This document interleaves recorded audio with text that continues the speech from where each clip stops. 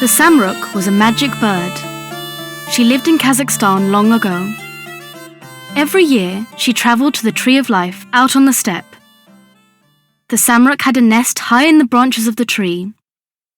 In the spring, a golden egg appeared in the nest. Some people say the egg contained the happiness and wishes of all the people in the world. All summer, the bird stayed in the tree, but the egg didn't hatch. Then, in winter, the Samruk disappeared, leaving her egg in the nest. A huge dragon lived in the underworld beneath the tree. He watched the Samruk leave, and then he climbed up the trunk of the tree to the Samruk's nest. He swallowed the golden egg and crawled back down to the underworld. The next spring, the Samruk returned to the Tree of Life again, and another golden egg appeared. The same thing happened year after year. According to legend, Beitarek is the Tree of Life.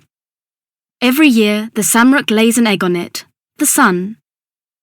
Ajdahar, a dragon that lives at the foot of the Tree of Life, swallows it. The Samruk story tells us that, just as day follows night and spring follows winter, good times follow difficult times in our lives.